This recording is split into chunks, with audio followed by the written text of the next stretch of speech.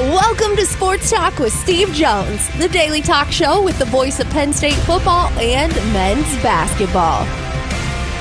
You never know what special guest may stop on by any given day. Now here's the man of the hour, Mr. Steve Jones. All right, we had a choice between Mike Tomlin stepping down and you, and the wrong guy stepped down. No, I'm just kidding. I'll tell you.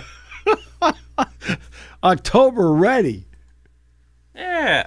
Ready to lose? That's right. They're ready to exit in October. Get the best record into October. Hey. Have that hype, have that motivation, and then lose. Yeah, absolutely. I've been a big Mike Tomlin guy for a long time because I just think it's so hard to do what he's done and the consistency they've done it with. I'm sure he has some control or at least some say in personnel decisions and so forth. But you look at, for example, the New England Patriots, who had under Bill Belichick with Tom Brady that long run of 20 years. That's not the way the NFL is designed. Not anymore. No way. The NFL is not designed to have 20-year runs. The NFL is not designed to have 20-year runs of consistency. The NFL is not designed, in the Baltimore Ravens case, to have 18 years of consistency. It is designed that you have 3 to 4 really good years where you've got a shot, and as time goes, you fade a little bit, like there may be a peak moment, and then you kind of have to bottom out and then come back again. It's designed in how the draft is put together. It is designed in how the schedule is put together. I mean, all these things are designed to give some semblance of parity in the league. That's the way it's designed. You notice the Patriots, after Tom Brady went to Tampa Bay, and he wasn't the only guy that left. The Patriots bottomed out. They end up at one point with the 3rd overall pick, and they picked Drake May. Well, that's actually how it's supposed to work in the league. You're not supposed to be the Jets every year. I mean, the fact that the Jets are down there and the Browns are down there almost every year. Cardinals pretty much do. Pretty much. Been to the Super Bowl, but still down pretty most of the years. I mean, I know that the Browns made the playoffs with Baker Mayfield. They even won a game. They beat Pittsburgh, in fact. But the league is supposed to work like Detroit finally gets good. Seattle, after Pete Carroll bounces back. I mean, that's how the league is supposed to work. I mean, you're seeing Kansas City kind of bottoming out because, look, they haven't been able to get the draft picks, keep people healthy, and so forth. And the Steelers to stay at this level the entire time, but the frustrating part was they were at this level, and over the last 10 years or so, they can't get above the level and they can't get below the level. So then they become what I call the Atlanta Hawks syndrome, which people have heard me yap about many times. But the Atlanta Hawks syndrome, just to explain, is that good enough to make the playoffs, good enough to really fight somebody, not good enough to advance. Oh, and by the way, good enough to not get a lottery pick. To not be in the lottery where suddenly you get a ping pong ball fall the right way and you're picking 5th. Or picking 3rd, something. Right? I'm not even going to say number 1. Let's just say pick 3rd. That's the way it's been. So the Steelers have been drafting consistently between 20 and 30 for years, except when they made a trade, when they made that trade to get Devin Bush, which turned out to be a bad deal. But they've been picking in the 20s. So say you're picking 22. If you are picking 10, for example, say you're picking 10, and just say no trades are made and so forth, you stay in the same spot. Suddenly you're picking 10, you're picking 42, right? You're picking 64, or 74, okay? You're picking 10, 42, 74. But if you're picking 22, okay, now you're picking 54, and you're picking 86. It's not just the first round where you're picking 22. You're picking 22 in every round. And over time, it erodes your talent. Yes. And for the Steelers, they have tried to use their draft choices, for example, to rebuild their secondary, to rebuild their offensive line. And the rebuild of the offensive line, I think Frazier's really good. I think the other spots have been problematic. They've gone downhill, absolutely. Yep. And there's only so much that Tomlin can do. And I thought Tomlin did a phenomenal job. I think he's a heck of a coach. Uh-huh. And now, for only the fourth time since 1969, the Steelers have to pick a coach. In 1969, they talked seriously with Joe Paterno. They did. And then Joe decided privately he wanted to stay here at Penn State. They talk. I mean, the Rooneys talked to him. And when the Rooneys call you, you listen. Sure.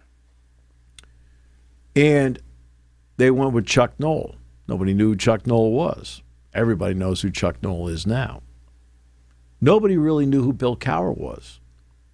But everybody knows who Bill Cowher is now. And nobody knew who Mike Tomlin was. And everybody knows who Mike Tomlin is now. Remember the key figure in all of those decisions. It wasn't the chief. Okay? I mean, he was a part of it. Because you got to remember, the chief made a lot of decisions for years and years and years. Beloved. And they were one of the worst franchises in the league record-wise. Right? Yeah. But when Dan Rooney got involved, Dan Rooney had a lot to do with picking Chuck Noll. Dan Rooney had a lot to do with picking Bill Cowher. Dan Rooney had a lot to do with picking Mike Tomlin. Dan Rooney had the feel for the job that maybe his dad didn't. His dad was beloved. Please. In no way, he threw his heart and soul into that franchise. He threw his heart and soul into Pittsburgh. He lived in the same house. He went to the same parish. Beloved. When it came time to pay guys, he paid guys. He wasn't cheap. He paid people. Yep. Okay? System was different then, too. Yeah, you didn't really renegotiate deals. He was the type of guy that if you had a deal, you had a deal. You weren't going to renegotiate it until it was time. Right, and he cared about the league and the whole thing. That's one of the reasons why when it came time to merge the AFL and the NFL, you needed 3 teams to go over to the American side. And that's where Art Rooney, for the betterment of the league, led the way in getting Cleveland to go with him and getting Baltimore to go with him. Now Indianapolis. Okay? And so that part, right, and they'll tell you, heart of gold. Dan Rooney is the one that had the absolute feel for the personnel, had the feel for the coaches. Again, a word the analytics people hate. They can't stand that somebody has a feel for something. They would have hated John Wooden. Probably wouldn't have been enamored with Joe. No. Nope. It's like, okay, it's fine. I need numbers. Just over in the corner, sport. Just send me over the data. We'll figure it out from here. Bill Walsh gave you a pretty nice playbook. He didn't need numbers. Right. Oh, no, but numbers are good. They are. Oh, I want to know what numbers are. I do want to know. I don't want to. You want to know the numbers, but you don't want to just use numbers. But Dan Rooney had a feel for the job. That's why he was so good at it. Now, they're going to have to. My point after this long soliloquy is that now it's going to be Art the Second that has to make the prime decision here. And with all due respect, this will be a big moment for him because there are people that, and I don't know the man at all, but there are people in Pittsburgh that say he doesn't have quite the feel for it that Dan did. Right. Okay, we'll find out whether he does or not.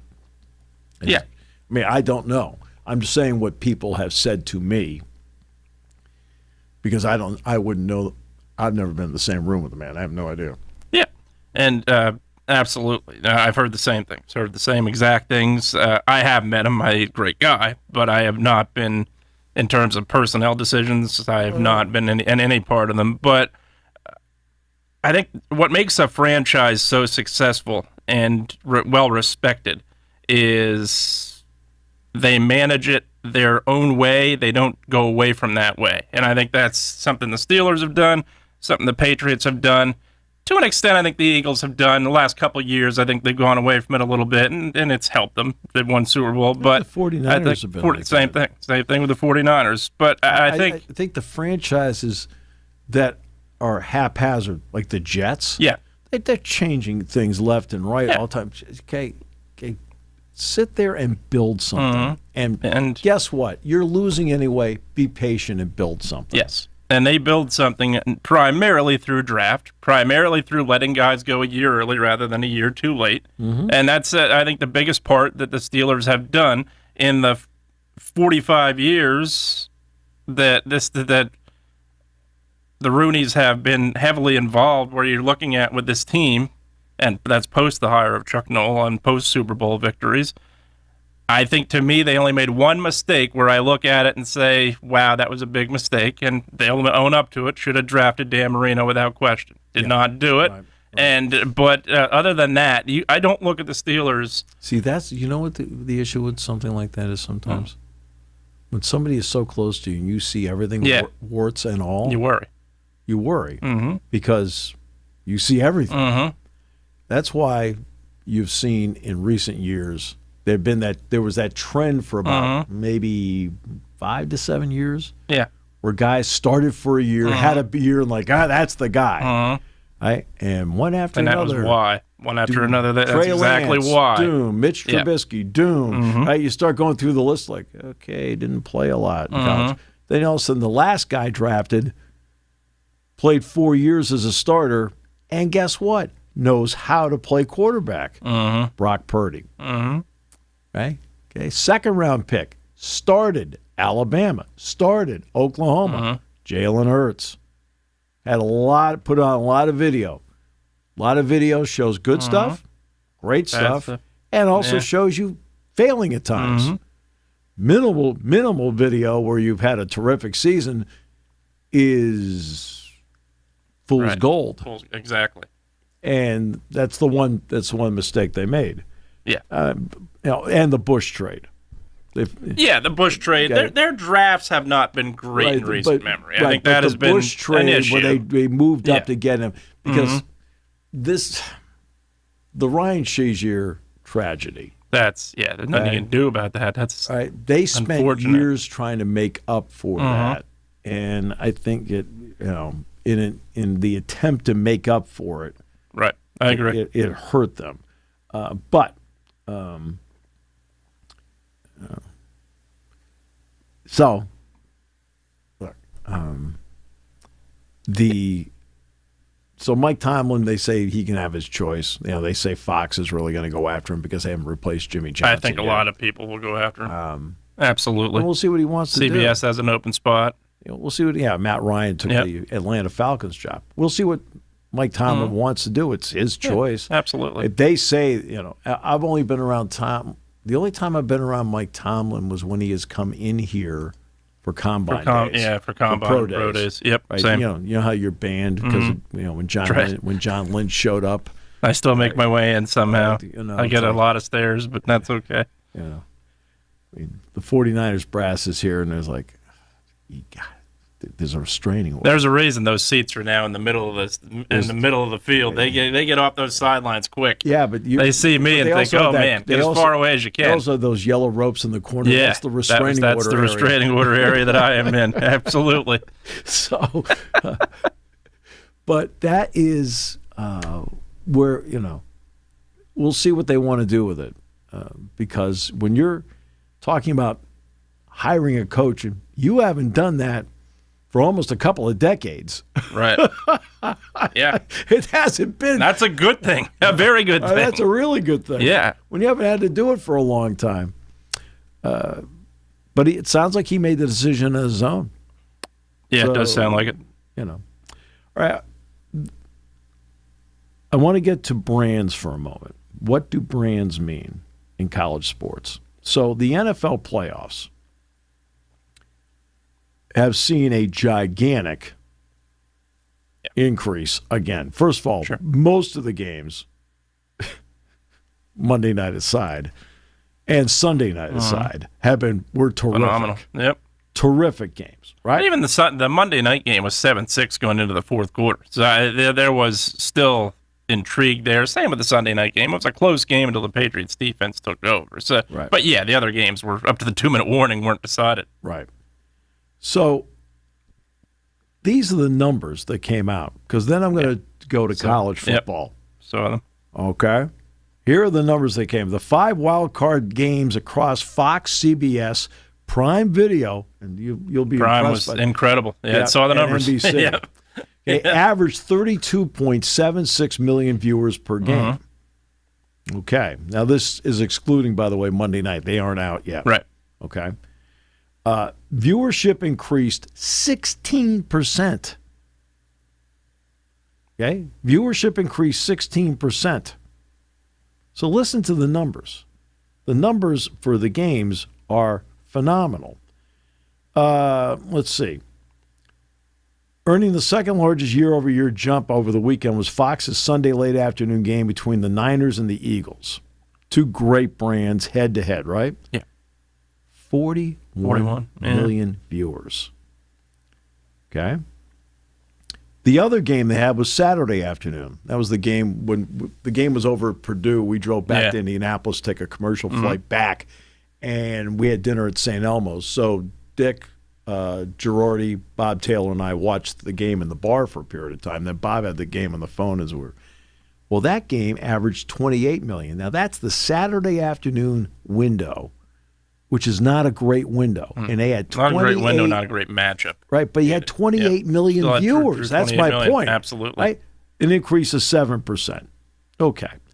Sunday afternoon game, Bills and Jaguars. 32.7 million for the 1 o'clock game. Up 5% over the Bills-Broncos game a year ago. Okay? 32.7 million. Okay? Now, the Chargers-Patriots game did not do as well.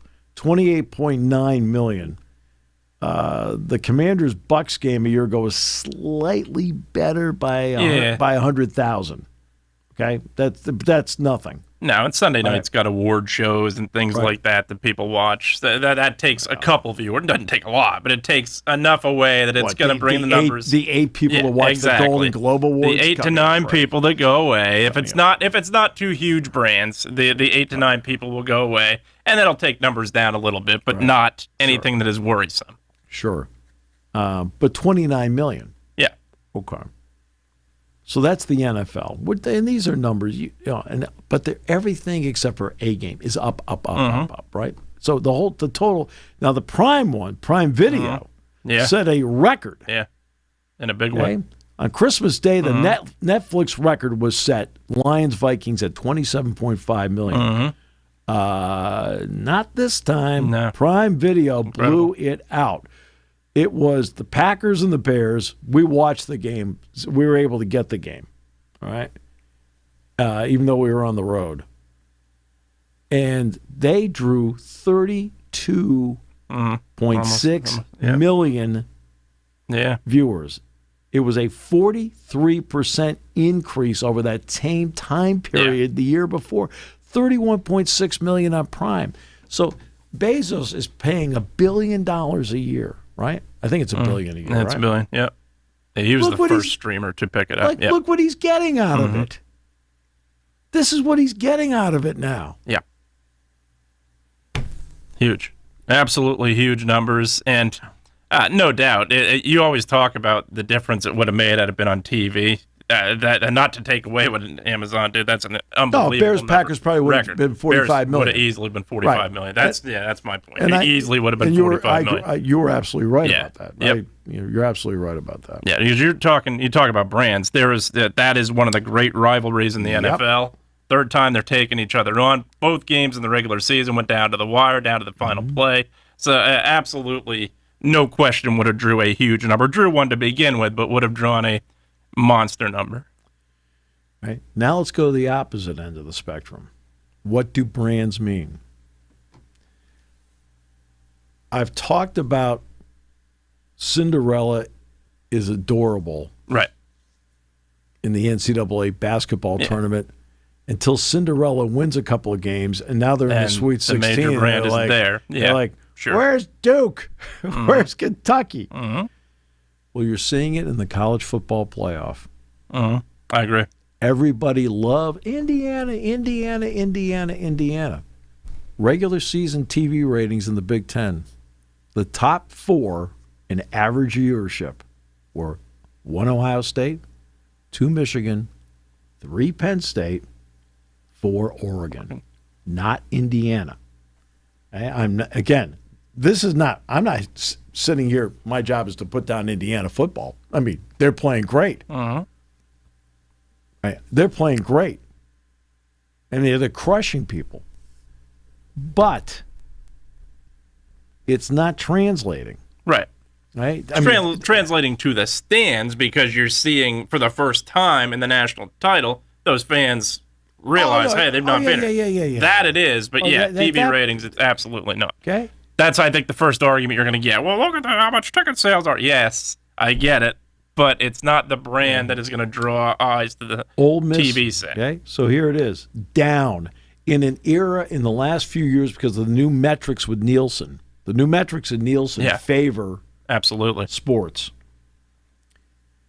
And that you're seeing, so the NFL's up. We talked about bowl games. Yeah, up considerably. Up 13%, up 14% from 23 to 24, and up 13% from 24 to 25. Not the college football playoff semifinals. So let's go back 1 year. You can't have 4 better brands in the semifinals. No. Ohio State, Texas. Penn State, Notre Dame. You can't. If you're college football, you can't ask for better brands. Right? No. If Alabama's in there, you maybe do the Bama, same. Georgia. Yeah, Bama, but other than Georgia. That, you're not getting much better. Michigan, if they ever reach that point. But you're not. Bama, Georgia, Michigan. Yeah. Right. Yep. Okay. So you're talking about the top 7 or 8 brands. You've got 4 of them in there. Easily. Penn State, Notre Dame, Ohio State, right? Texas. Well, not this year. The Thursday night game. Remember, Penn State played Notre Dame on a Thursday night last year. Uh-huh. Drew 17.8 million. Ole Miss, Miami, 15.8 million. 2 million fewer viewers. Same window. Okay. Again, sports ratings are not going down until this comes up. Yeah, sure. Okay? Agreed. Now, let's get to Texas. Okay, so that's down. What's the percentage that's down? 11%. Now let's get to Oregon and Indiana. 18 million viewers. Down 16% from Texas, Ohio State, which had almost 21 million viewers for the Cotton Bowl last year.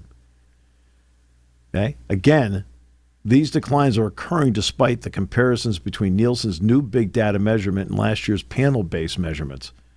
Big data generally results in increased viewership, not less. Okay? Right. Penn State and Notre Dame was under the old metric. And under the new metric, it went down. That's not supposed to happen. Right. But Ole Miss and Miami, that's a great number, but it's not, okay? You had 2 million fewer viewers because it wasn't something that interested 2 million people.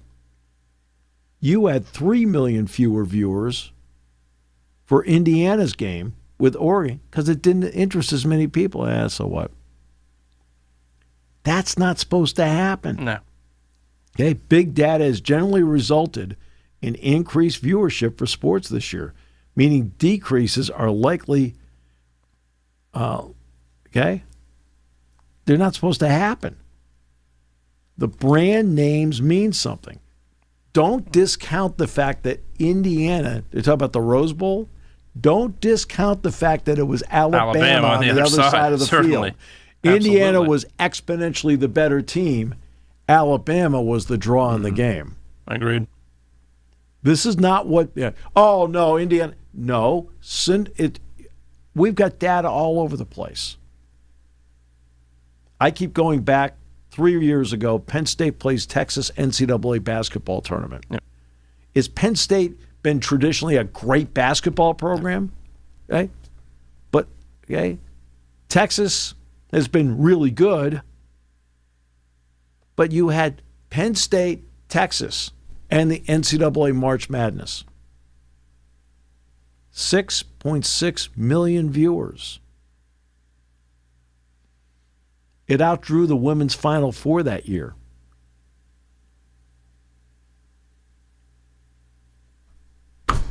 Brands. The brand said Penn State across the front, the brand said Texas across the front, and the center of the floor said March Madness. Mm-hmm. And it was a Saturday. Yep. 6.6 million viewers. And we talked about the NCAA wrestling championships were head-to-head with them that night. Yep. And they got 452,000. Nice number. But, and what's going to happen with the NCAA wrestling championships if Penn State, now I'm not saying Penn State's going to have a down year, they're not, right? But what happens if Penn State's not in the mix some year? They need the brand of Penn State. Mm-hmm. They need that. Yeah. Right?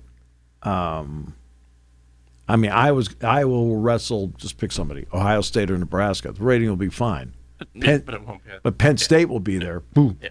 Takes it to another level. Absolutely. Penn State has taken the sport to another level in a lot of ways. Yep. Okay. Penn State's taken the sport to a dramatically different level. Yeah. There's more TV now than ever before, yeah. and they are the show. More TV, right. more holiday tournaments, right. More tournaments where but you're they're the show. Competing. Absolutely. They're the show. Right? Anybody else, they can't draw like Penn State does. No. Right? No, that takes nothing away from the success of those programs. Oklahoma State, Iowa, Ohio State, they've all had great success. But again, it's not my exactly point is the brand. Brands sure. mean something. When I would talk about television before, I always talked about markets. Mm-hmm. Hey, look at the Big Ten. The Big Ten is New York, Philadelphia, Pittsburgh. They've got Baltimore, D.C., Cleveland, Columbus, Cincinnati, Indianapolis. All right, you got Chicago. You got you got Madison. You got Milwaukee. You've got you've got Des Moines. Okay, you've got Minneapolis. Now you've got Los Angeles. You've got Seattle. You've got Portland. Okay, I used to talk about markets. Okay, it's more about brands. Yeah, it's more about brands. Yeah, right. The brand, and I know Indiana has, for example, we're finding out a large alumni following across the country. You can see the fans going in droves. Mm-hmm. But it's only sort of translating.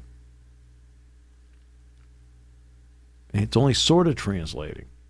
I will give one note, though, on Indiana. The Indiana-Iowa game, which was a terrific game, was on Peacock. Okay? That's a killer. Uh-huh. Yeah. Sorry.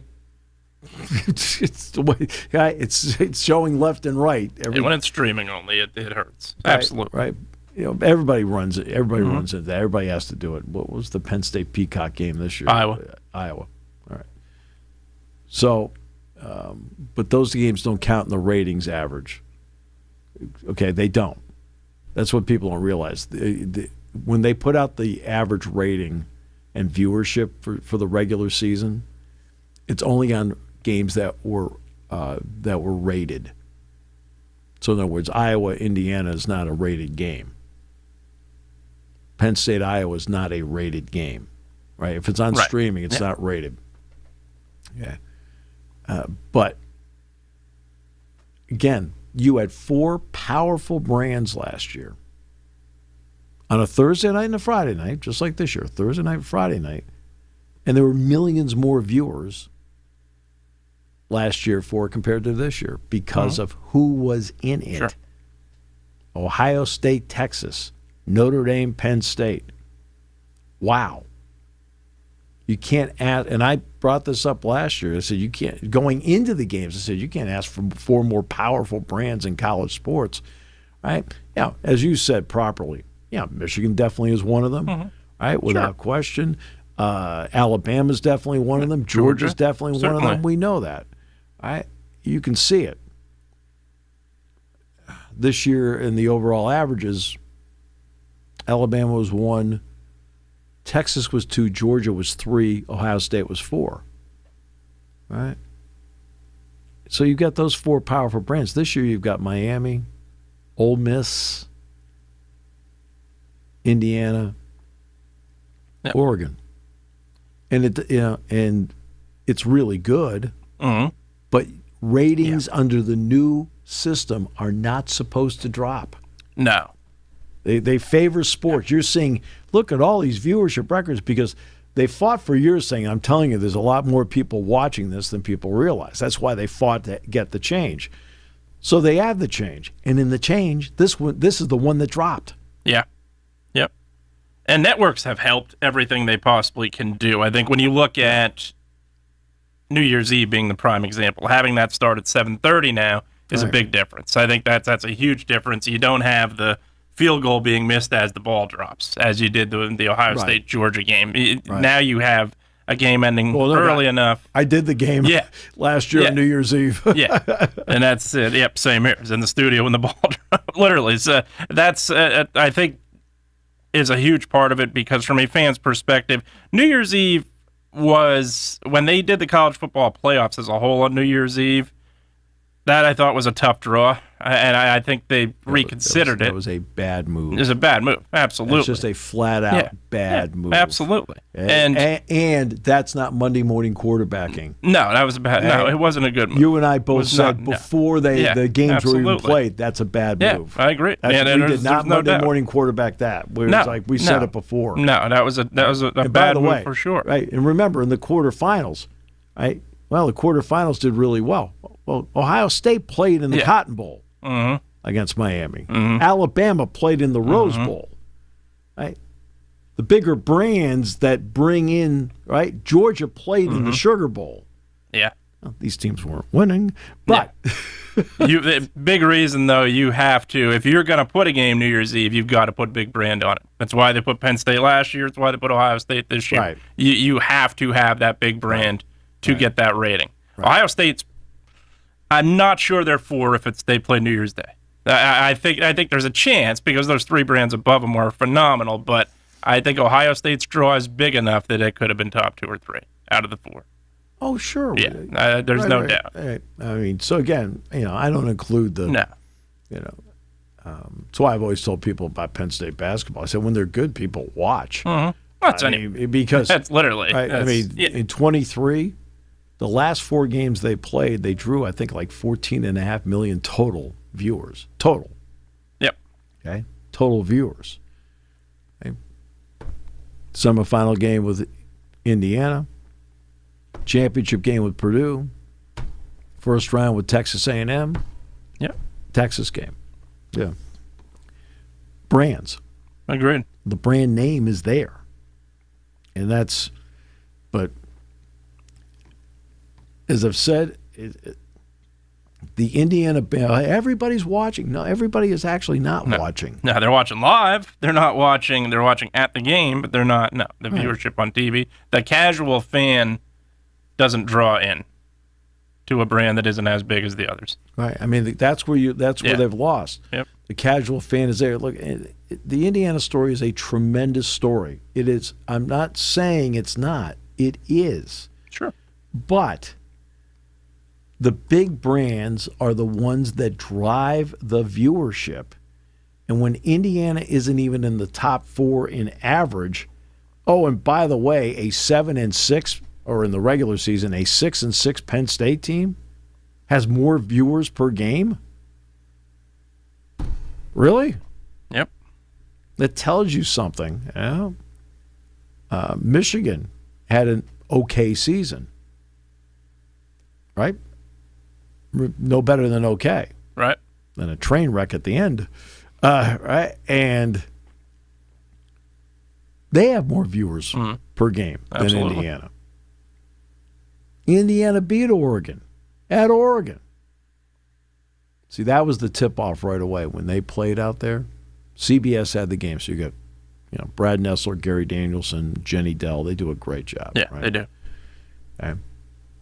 Time slot's fine. It's 3:30. It was the old SEC time slot. Fourth. Yeah. When Penn State played Indiana on Fox, Big Noon, I think they had 3 million more viewers. What does that tell you? Yeah, absolutely. What does it tell you? Yeah, same thing. The brand's going to matter. The brand, Penn State is the brand playing Indiana. matters. And again, I'm not putting Indiana down. I'm stating some facts here about this. Right? Hey, isn't it great? Florida Atlantic's winning. And I get to the Final Four. It's like, okay.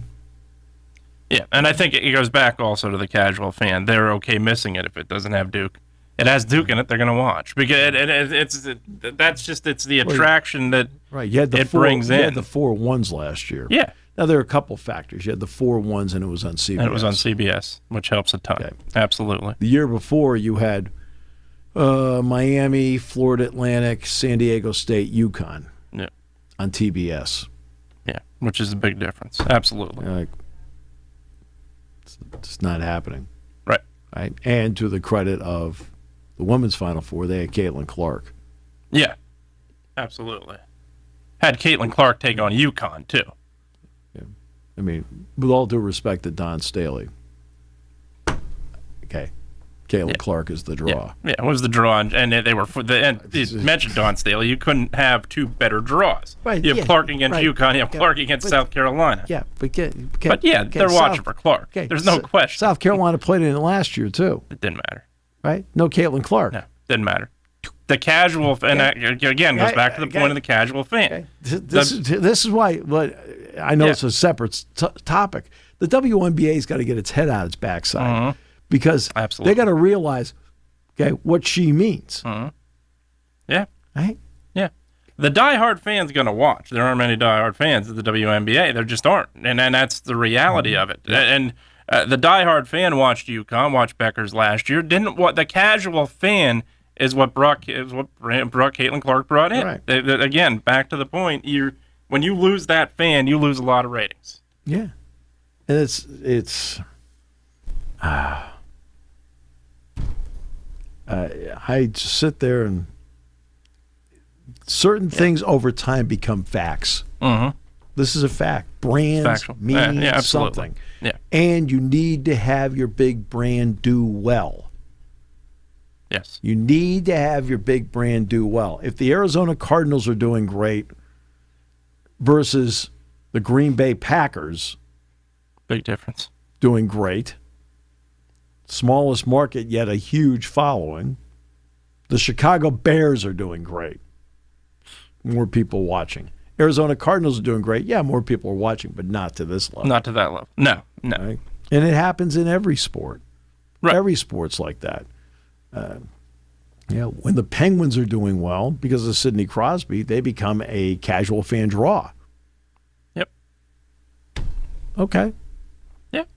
And hockey is one of the toughest sports to bring that fan in. I think there's no doubt about it because a lot of the Canadian teams have been very successful and have not been able to do that. Even Edmonton with McDavid has not been able to do that. No. Now let's get to the NBA. Last year, Oklahoma City beat Indiana. Oklahoma City is a terrific team. Mm-hmm. But the ratings went down. Mm-hmm. Why do you think that no matter what happens, they're doing everything they can to get the Celtics, the Lakers, the Knicks, right, on as many times as possible? The Sixers, because they know that the longtime fans, those are, okay? Yep. I mean, the Lakers are on versus, and the Clippers are on at the same time. It's the Lakers. 100%. It's not just LeBron. He's a big part of it, but it's still the Lakers. Okay? They make sure that, everybody gets to see Victor Wembanyama play.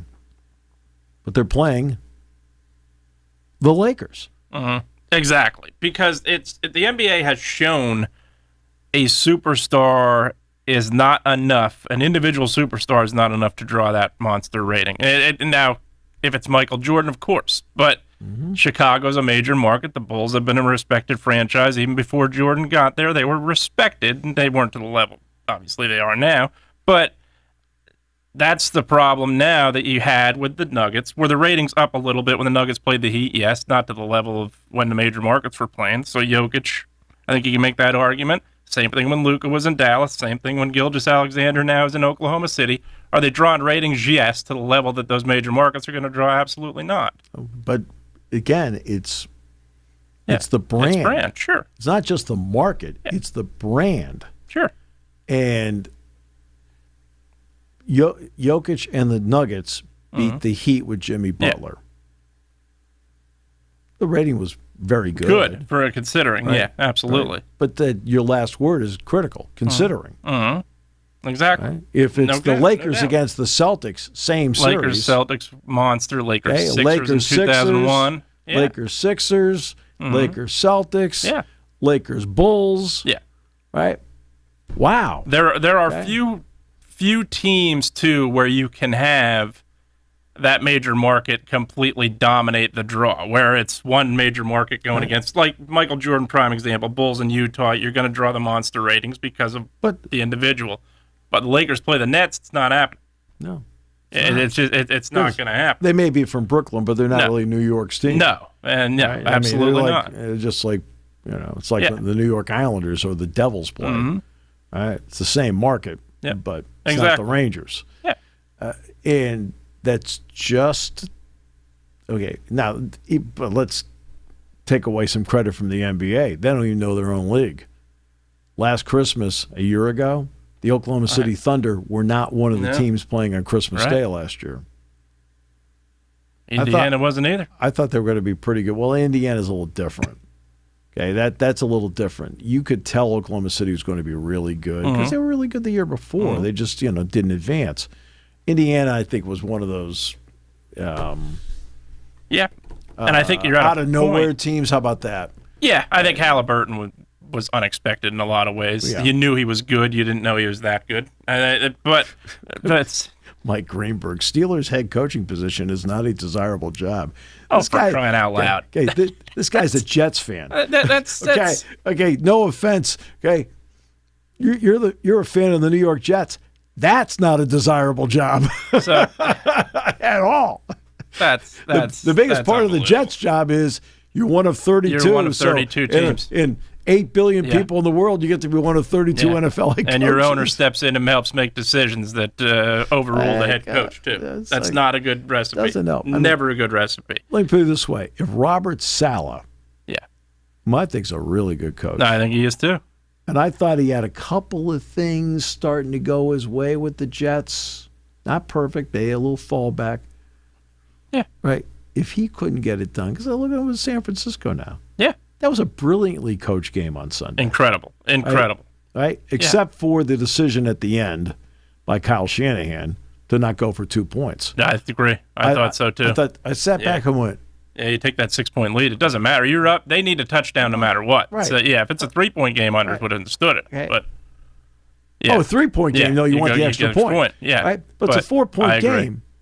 And I agree. I'm sitting there, and their guy has already hit the upright on an extra point, and it's windy. I agree. I would have. I want to be up 6. Yeah. And he kicks the extra point. He missed it. But I'm like, even if he makes that, I still would have gone for 2. Right. I don't care if he makes it. He makes it. It's an irrelevant point. Yeah, I agree. In the game, and it's like I couldn't understand the thought process behind that. Yeah. I mean, are you worried it's going to get picked off and run back for 2 and make it a 2-point game? Yeah. What are the odds of that? That doesn't happen all that often. No, I mean, my goodness. Often. I mean, do you realize Penn State? This rule's been in for a long time. Penn State had 3 of those in the first few years of the rule. You know the last time Penn State got 2 points off of an extra point or a 2-point conversion?